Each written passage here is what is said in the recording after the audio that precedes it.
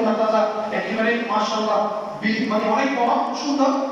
অনেক মানুষকে দেখানোর জন্য বেশি টাকা দিয়ে 2 বছর পূর্ণ হয় না এরকম বড় পশু কিনে এনে বহুত বড় করলো আল্লাহ যারা হয়ে গেল কুরবানি দিচ্ছে, কিন্তু গরুটার বয়স কয় বছর হয় না? 2 বছর হয় না। ওই যে ব্যাপারী গরুর ব্যাপারী মিথ্যে কথা বলতো গরুর বয়স 2 বছর, সে সবচেয়ে বড় দুঃখবাজ, সে সবচেয়ে বড় গুনাহগার। এই ব্যক্তির কুরবানি করা হবে না, ও সবচেয়ে বড় গুনাহগার আছে। ওকে আছে। এই জন্য ব্যবসা করার সময় আপনাকে সতর্ক থাকতে হবে, আপনি কি হালালের মধ্যে রয়েছেন নাকি হারামের মধ্যে রয়েছেন।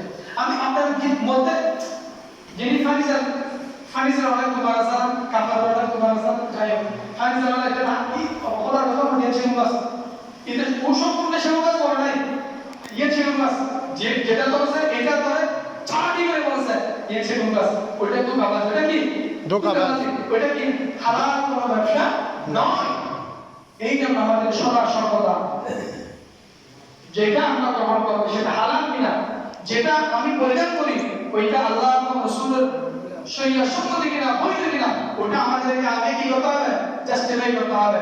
তাহলে ছাগল বেড়া, আমরা আমাদের দেশে ছাগল এবং বেড়া দিয়ে আমরা কি করি, কুরবানি করি। খবরদার 1 বছরের কম হলে ওই ছাগল দিয়ে ওই বেড়া দিয়ে কুরবানি হবে না। দেখতে 1 বছরের মতো লাগে না, না না, আপনাকে কনফার্ম হতে হবে। কি হতে হবে? কনফার্ম। খুশিরা কাজ দরবারে যাবে আল্লাহর কাছে। খলিলুল্লাহ কুরবানি, হাবিবুল্লাহ উত্তরসূরি, আমরা খলিলুল্লাহ কুরবানি, হাবিবুল্লাহ উত্তরসূরি আমরা পালন করতেছি। খলিলুল্লাহ কাকে বলা হয়? ইব্রাহিম আলাইহিস সালামকে।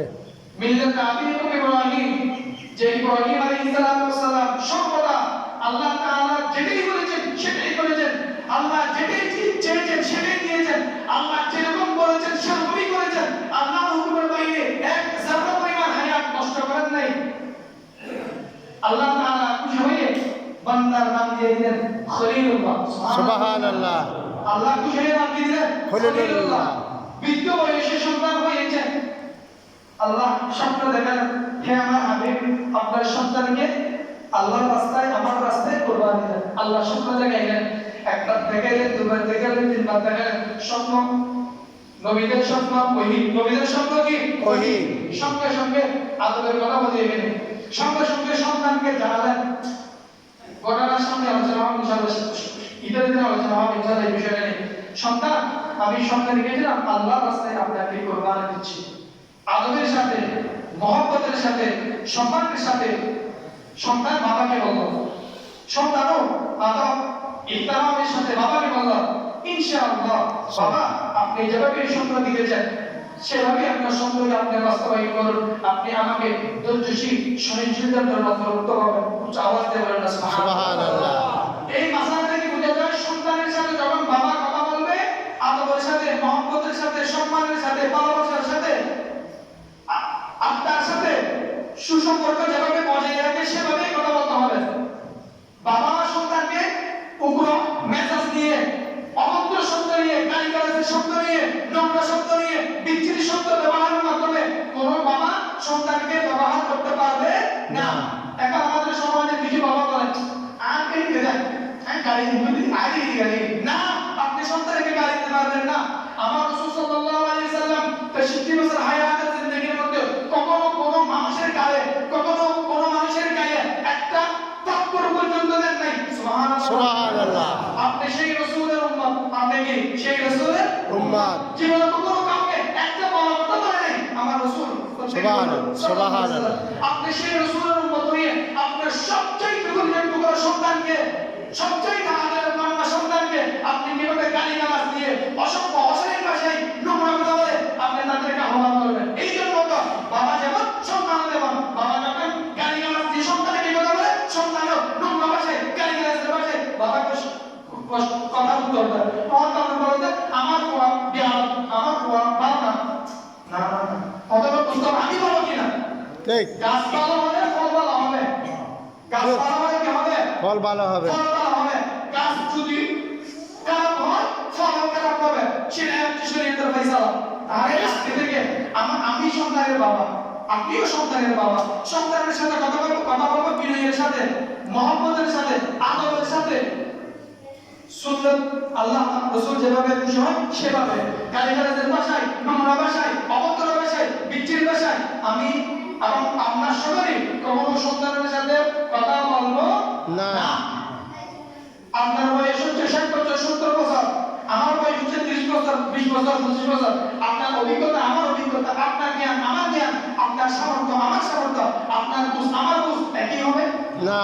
একই হবে না। আমার চেয়ে আপনি বেশি ধৈর্যশীল হবেন, আপনি আমার বাবা, আপনি আমার কি বাবা, আপনি আমার চেয়ে ধৈর্যশীল বেশি হবেন, আদবদার বেশি হবেন, উত্তম আচরণকারী বেশি হবেন। এরপরে যদি সন্তান আপনার অবস্থা হয়, ওই সন্তান জাহান্নামী, ওই সন্তান কি জাহান্নামী। আল্লাহ পাক রব্বুল আলামিন আমাদের প্রত্যেককে কবুল করুন, প্রত্যেককে বলেন আমিন। আল্লাহ এবং রাসূলের সন্তুষ্টি মোতাবেক রাস্তায় দ্বীনের মধ্যে আল্লাহ তাআলা আমাদেরকে উপযুক্ত বান্দা হিসেবে কবুল করুন, প্রত্যেককে বলেন আমিন। আচ্ছা, সালাতু ইয়া রাসূলুল্লাহ, সালাতু ইয়া আলাইকুম। আমাদের সমাজের মধ্যে দিনমজুর, শ্রমিক, অসহায়, দরিদ্র, অভাবী অনেক মানুষ আছেন। এই কথাটা আপনার সামনে জীবন প্রসঙ্গে নাও আসতে পারে, এই জন্য আজকে আসছে, এই আজকে বলে দিচ্ছি। খবরদার মনে রাখবেন, যাদের ঘরে কোরবানি করে নাই হাতের ভাত থেকে যেন উফ শব্দটা না আসা। আজকে আমাদের সমাজে ম্যাক্সিমাম ঘরের মধ্যে 98% ঘরের মধ্যে 90% ঘরের মধ্যে কোরবানির মাংস খাচ্ছে, কিন্তু আমার বাড়িতে আমি অপরিচিত হওয়ার কারণে, নতুন হওয়ার কারণে আমার বাড়িতে কোরবানির মাংস আসে না। কোরবানির দিন যদি আপনার সমাজ যদি এরকম অস্ত্র কান্না নিয়ে কোনো ব্যক্তি যদি আল্লাহ দরবারে দোয়া করে, আমি জানি না আপনাদের কোরবান কখন কবুল হবে কিনা, ওটা আমি গ্যারান্টি দিতে পারবো না। আপনাকে সতর্ক থাকতে হবে। আপনাদের আমাদের সমাজে গরিব বিষয় আর প্রত্যেকটা সমাজে আমিও গরিব, আপনিও গরিব, কিন্তু গরিব হওয়ার সত্ত্বে যখন কোরবানি যখন করেছি, নিজের মেয়ের বাড়ির শ্বশুর বাড়িতে বড় একটা মাংস অংশ না পাঠিয়ে মানুষকে দেখানোর জন্য ও মিষ্টি বানানো যাবে, হ্যাঁ ও মিষ্টি আর মেয়ে আমাদের বর্ষা লাগানো পারি, দোকানে বসে এরকম কিছু মোটা ব্যক্তি, মোটা মোটা গাওয়ালা ব্যক্তি গল্প করে না, গল্প করে ওরকম বসনের জন্য কিছু মানুষ প্রশংসার জন্য এলাকার গরিব দরিদ্র অসহায় মানুষকে না নিয়ে আপনার নিজের মেয়ের বাড়িতে বানাইতে তার আল্লাহ দরবার তার কোরবানি কবুল হবে কিনা সেটা আল্লাহ এবং রাসূলই ভালো জানেন। এই জন্য মনে রাখবেন, খবরদার কোন অবস্থাতে সে পরিচিত অপরিচিত সমাজের মধ্যে সে নতুন এসে যায়, তার বাড়ির মধ্যে যেন কোরবানির বিশেষ একটি বাক যেমন করে পৌঁছে। আপনারা এলাকার যুব সমাজ যারা রয়েছেন, বিশেষত আমি সবার প্রতি উদাত্ত আহ্বান জানাবো, কোরবানির দিন একটা সিস্টেম করবেন। অন্যান্য সমাজ আছে, আপনাদের সমাজেও রয়েছে, এবং আমি একটু করে শুনেছিলাম একজন দায়িত্বশীল ব্যক্তি আমাকে বলেছেন, যারা কোরবানি কাটা সবাই যারা ফকির মিসকিনের যে একটা অংশ, ওই অংশটা মসজিদের মধ্যে পাঠিয়ে দেয়। মানুষ সমানভাবে বা বন্টন করে, যারা যারা কোরবানি করে নাই লিস্টি করে, কি করবেন লিস্টি করবেন, লিস্টি না করলে আমার ভুল হয়ে যাবে। যারা যারা কোরবানি করে প্রত্যেকের বাড়িতে এক টুকরো হলেও আপনি মাংস পৌঁছে দিন। আল্লাহ পাক আমাদেরকে কবুল করুন। আবার দেখবেন, গরিবকে যখন দিবেন, অভাবীকে যখন দিবেন, হাঁটতে থেকে দিবেন না, হাঁটতে যেগুলো খাবার উপযুক্ত না ওগুলো দেখে শরীরে দেখে দিবেন না, যেগুলো একেবারেই ভালো মাংস, যেগুলো আপনার জন্য আপনি পছন্দ করেছেন, ওই রকম ভালো মাংস অভাবী গরিব অসহায় ব্যক্তির জন্য পৌঁছে দেবেন ইনশাআল্লাহ। ইনশাআল্লাহ। সামনের জমাই বৃহস্পতিবার আর শুক্রবার ইয়মুল আরাফা দুইটা রোজা রাখা হয়েছিল। আজকে আমি জানি না আপনারা রোজা রাখছেন কিনা, কালকে থাকার জন্য চেষ্টা করে যে রোজা সেহরি পাক করতে করতে 30 বছর আসান দিয়ে দিচ্ছে, কালকে রোজাটা রাখা সম্ভব হয় না। আজকে একেবারে অনর না, আল্লাহ রাসূল সাল্লাল্লাহু আলাইহি সাল্লাম জিলহজ মাসের 9 রোজা কখনো বাদ দেন নাই, কখনো বাদ দেন নাই। কালকে কত সময় বলেছিলাম না, ওয়ালায়ালিন আশর 10 দিনের শপথ, ওয়াল ফাজরি ইয়াউমুন নাহার কুরবানির দিনের শপথ, ওয়াশফি ওয়াল বদরি জুমুর এবং বেজুর প্রত্যেকটা দিনের মধ্যে, জিলহজ মাসের প্রত্যেকটা রাত এবং দিনের মধ্যে আল্লাহর পক্ষ থেকে কি রয়েছে, বরকত রয়েছে, নাকি রয়েছে বরকত রয়েছে। কত সময় বলেছিলাম, খবরদার ইয়াউমুল আরাফা দিনের রোজা যেন আমাদের কারো কাছ থেকে বাদ না যায় ইনশাআল্লাহ। ইনশাআল্লাহ আপনারা আওয়াজে বলতে মনে রাখবেন না, ইনশাআল্লাহ আপনারা ইয়াউমুল আরাফা রোজা রাখবেন, ইয়াউমুল আরাফা রোজা রাখবেন। আইয়ামে